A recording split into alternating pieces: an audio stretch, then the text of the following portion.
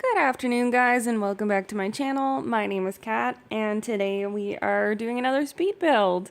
This is like a little traditional cottage, which is actually something I don't think I've actually done before, which was kind of funny because I've done a lot of house builds in The Sims now, but I haven't done like a little like traditional house, so I thought that was kind of weird that I hadn't done that yet.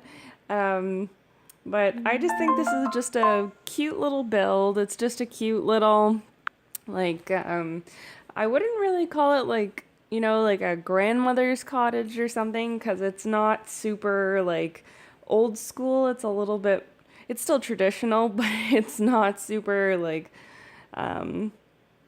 super traditionally furnished, because I put a bit of a more modern flair on it, or more contemporary flair, mostly just because I don't like to do super traditional interiors and I find them really limiting.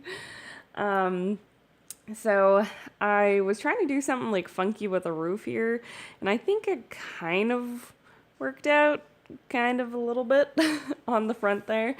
Um, I wanted to just do something kind of like interesting as just like a focal point on that front wall. And it took me a while to kind of like go through banisters. Like, you haven't seen me go through all the banisters yet, but in a little while, I will go through all the like different kinds of banisters for the little front porch area. And I think I eventually found one from the Get Together pack, but if you don't have that and you wanted to download the house, don't worry about that. It will still be like, you'll still be able to use it and everything. You'll just have to probably change the banisters, or I think the game sometimes just reverts the banisters to like something from the base game if you don't have a pack. So I'm sure it will work out.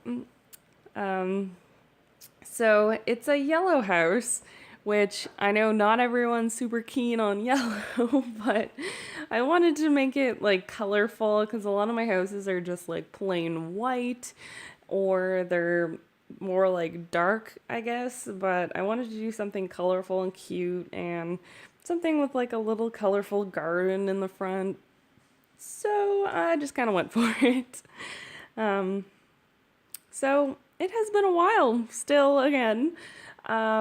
I missed last week doing a video, but I'm glad I'm catching up this week. I'm still pretty busy, so my video schedule probably isn't going to be super regular yet, but I'm trying to get, a video out like every week, every other week.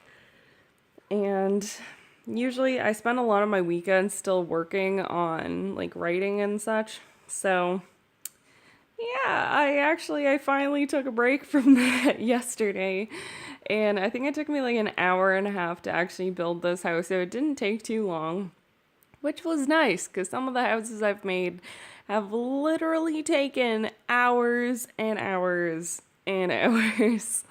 Like the huge modern mansion. I don't remember how long that took, but it was like at least 6 hours or so.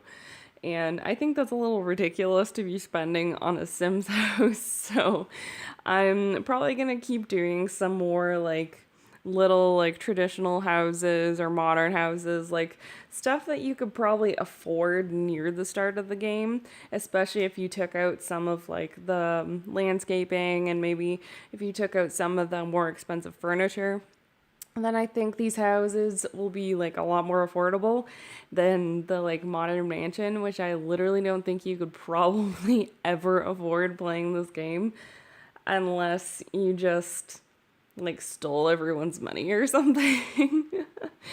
I think it would be really hard. Like, you probably could after like a long time playing it, but it would take a long ass time. And I also don't think you'd ever need that much space that's in the modern mansion. But something like this, I think, is a little more realistic. And then I left most of the space in the back of the house clear. So if you actually like started out with this house or something, and then you wanted to add more rooms onto it, I think that would actually be really doable. You would just have to extend like the back half of the house and probably put like a door in there or something so that you could add more like more rooms onto there. Like if you probably put like a room on either side of the building and then you had like a little short hallway off the dining room, I bet you could probably fit two more bedrooms on the back half of the lot. Probably. They might be kind of narrow, but you could always do your own thing and fix it up. And I was kind of struggling with this entry because I wanted to have a separate entry from the rest of the house, because in most traditional homes you have like a separate entry and then you have like you kind of lead off into the other parts of the house. So I kind of wanted to do that with this one, and I think it kind of worked, I guess. It is still pretty, like, it's not as narrow as it was when I first started, but it kind of made the other rooms a little bit awkward, I guess. Like the living room, it kind of has that like nook where eventually I'm gonna put all these like bookshelves in the nook, and that's specifically why I put the nook there too, is so that I could do that. Going very traditional with the kitchen, and I kind of put in like a bay window. I think it looks like all right. It looks like a little bit awkward with the cabinetry up there, but I think it's okay. It was kind of a like maybe if I had made the house like one block wider to the back, the kitchen would have been a tad less awkward. But I think it turned out okay.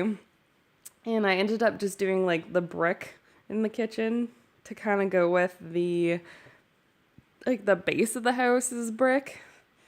I think that's what it would be called. The foundation of the house. English words. Yeah, so it's a very traditional kitchen, and I didn't actually put a lot of clutter in, which you guys know I love my clutter. I love my plants. Don't worry, there are more plants to come. But I didn't put too much clutter in this build. I think mostly because I've been watching a lot of decorating shows lately, like House Hunters and well, that's not technically a decorating show, but it's like looking for houses and stuff. But I was watching decorating shows. I just don't remember what they're called because I don't typically watch decorating shows anymore because I don't actually have cable. But I was staying at my parents' house this weekend because we went to a wedding that happened to be out in the valley. And I think, yeah, Sunday I just spent like half the day just watching decorating shows and like house hunting shows. And I always love just looking at houses and stuff. And I think they're so nice and so pretty. And I have so much fun watching them. So that is kind of, I think, what inspired me to make this house yesterday is I just really wanted to decorate. And I'm not sure how I feel about having like blue on blue with the walls and the furniture. But I do end up keeping that mostly because I'm lazy and I didn't know what other color I should use. Like I was kind of thinking maybe like some like deep browns, but then I was like, I don't know, because then all the woods are brown and then I kind of want like a different color in there. So yeah, that's what that ended up being. And I didn't even realize we had that like new table.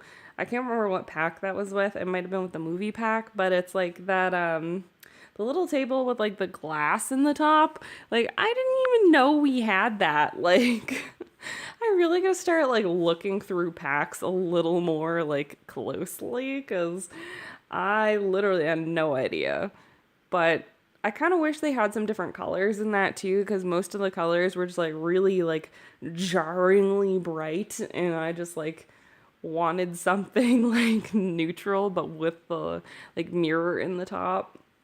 In the bathroom, super plain. I find most traditional bathrooms are pretty like plain, or they're pretty like just neutral, and they're like beige or white or brown.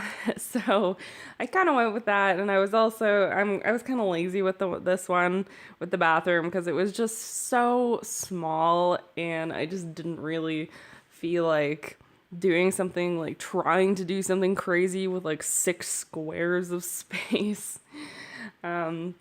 In the dining, I actually like the dining room too. I'm gonna just skip back to the dining room here for a real quick sec.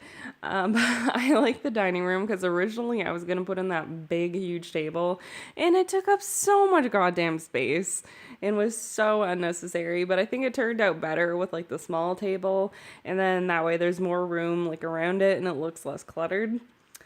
And so it's very just like not a super like crazy done dining room or anything by no means. And for the bedroom here, there's actually only one bedroom, which I kind of wish I could have got another one in, but it's a pretty small house. Um, but it's just a very traditional, very traditional bedroom. It's very small. I didn't go with blue in this one because there's so much blue in the house already. So I went with red instead for the cover. And doing again in one of these kind of awkward niches.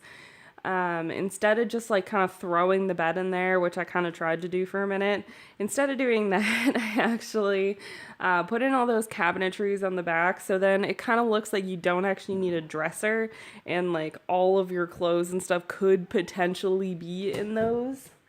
So I'm just kind of pretending, I guess, that that's how it works.